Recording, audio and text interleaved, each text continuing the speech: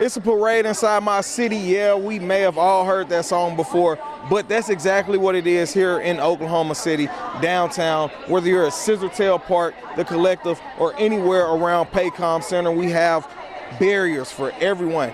Streets are blocked off right now because the Oklahoma City Thunder are the 2025 NBA champions. Now, besides all of the individual accolades, whether that was MVP or being selected to defensive first team, the Oklahoma City Thunder said they had one main goal, and that goal was to become NBA champions.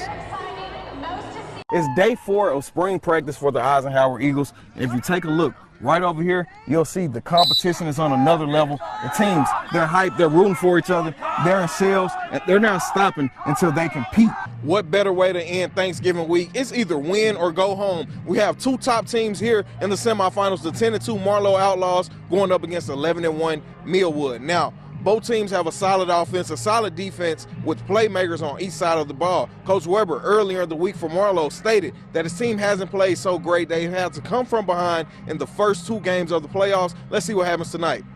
The Sooners defense gave up 34 points in the Red River rivalry with 3 touchdowns coming on the ground, one being from the quarterback Quinn Ewers, who's back in action, and linebacker Danny Stutzman says they just have to have better practices earlier in the week when preparing for games. Here at Boone Pickens Stadium, the Oklahoma State Cowboys, who are ranked number 14, are hosting the number 12 Utah Utes. Now, Utah comes into today's game undefeated as well as the Cowboys, but Utah is at a disadvantage as they won't have their veteran quarterback Rising. They'll be playing with their backup, and we'll see how today's matchup turns out. James, the Sooners suffered a tough loss here tonight in the Red River rivalry. First time in the SEC with this matchup. They only put together 237 yards total offense, 4 of 15 on third down conversions, but I believe they can still build from this going deeper into the season in this SEC play. I'm here at Dallas, Texas at the Cotton Bowl, home of the Red River rivalry, where the 2 newest members of the SEC, the Texas Longhorns and the Oklahoma Sooners, are facing off in a battle that looks to be a good one.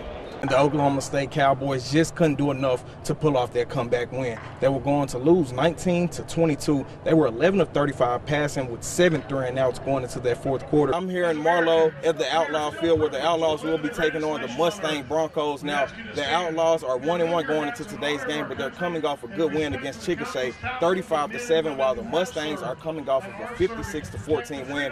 Today is the day the Marlow Outlaws have the very first opportunity to become champions when it comes to baseball. They're taking on Blanchard here at Bricktown Ballpark in Oklahoma City, and only one team will be able to hold up their trophy at the end of today's game.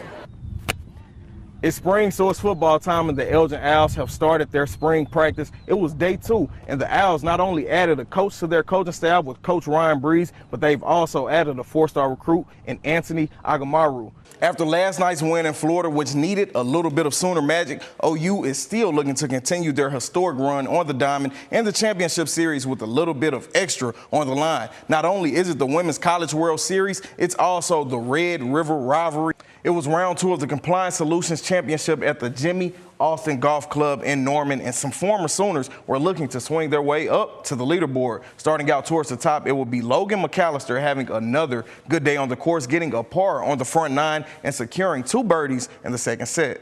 It was a great day for the Sooners, but that can't be said for their in-state rivals up I-35. The Oklahoma State Cowboys did show some life today, and it was a classic, a Big 12 shootout between the Pokes and Texas Tech. Over 100 total points in the brawl, but once the dust settled, it was the Red Raiders who rode out of Stillwater with the win.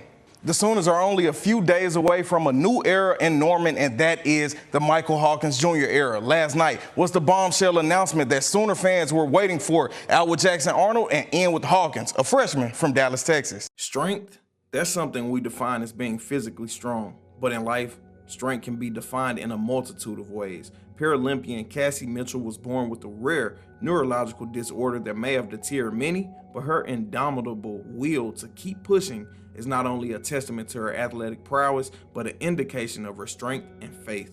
My first symptoms were at age 12. I had onset of double vision, but I didn't have any paralysis or anything at that time. That did not happen until I was 18, and that happened very rapidly. Growing up, Mitchell was a multi-sport athlete with her main sport and focus being track and field, in which she received a college scholarship, but soon an unexpected change would happen. I went to bed one night with kind of a low-grade fever and headache, And I woke up the next day and I couldn't move my legs, and they haven't moved since. Mitchell was diagnosed with neuromyelitis optica, which is an autoimmune inflammatory disease that affects the cervical spine and is progressive. Mitchell said it's like being a quadriplegic, and it's forced her to change sports when competing. I was a track person, and I hold the world records in 100, 200, 400, 800, and 1500 meters for my classification. But for the Paris program, those events are not offered for my classification. So in the Paralympic Games, we're classified according to our disability, and I'm in the most impaired class because I have impairments in all 4 limbs. But Mitchell didn't let that deter her dreams of being an athlete and making the best out of her situation. I think everyone, when something bad happens, you have to have this choice. Am I going to sit around and feel sorry for myself? Or am I going to pick myself up and keep going? Mitchell, determined and willing, said she hadn't lost her athletic identity and had only been in a wheelchair for a few weeks when she made the decision to participate in wheelchair athletics. And it's just that mental fortitude that an athlete has, and I'm not going to give up. Just like the sign in the background says, never, never, never give up. It's always been my motto. And I think being an athlete my entire life really helped with that. And then having a good support system. And then my faith in God has been very important for my life as well. Mitchell has 3 medals from the Paralympic Games in her career, 1 bronze and 2 silver. But this year, she's more ready than ever to compete at trials and to make it to the Paralympic Games. If I have a personal best, that's the most important thing, right? Is all we can do is our best. And then hopefully that's a gold. We all shoot for gold. Nobody shoots for second place. Mitchell's not new to winning or unfamiliar with discus throwing, which is the event she'll be competing in at trials. I did medal a silver in Rio 2016 in discus, but my better event was club throw, which is like the Paralympic version of hammer. That's what my silver medal was in Tokyo 2020.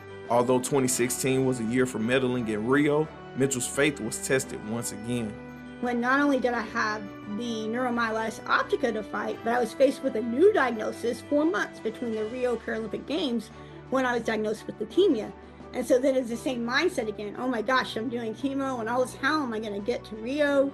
And even if I get to Rio, how am I going to do? Mitchell has since prevailed and is still cementing her name at the Paralympic Games as she aims for gold and looks to see new faces. We're hoping that in Paris that we'll get back to having, full crowds and really getting that full experience that makes it, really exciting and all the more special.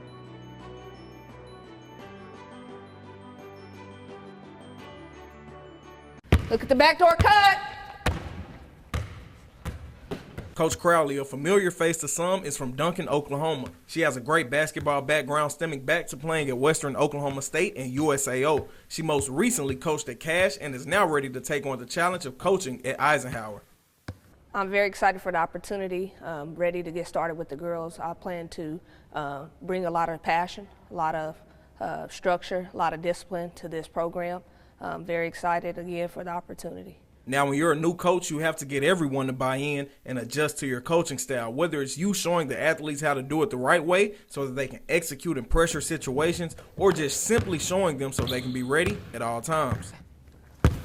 Keep those dribbles low, keep those dribbles low. Attack! Go again, go again. Triple threat, triple threat, triple threat, attack! Winning is very important, but the ultimate goal is to prep them for the real world. It's not always about the wins and losses, or X's and O's, but it's making these young ladies successful on the court, in the classroom, and then preparing them for the real world. Coach Crowley says the Eagles and her are having a skills camp May 28th through the 30th from 12 p.m. to 2 p.m. for grades 9th through 12th, working on handles, jump shots, and more. And after the easy layup, I decided to get bold. And as you see, after a miss, some coaching up, and some confidence from Coach Crowley, even I could rain threes going 2 for 4 from deep. I feel like I can bring great attitude, great leadership. Being a role model to these young ladies all the time. You see, coaches just on them, but, caring for them, bringing love, bringing commitment, bringing good expectations.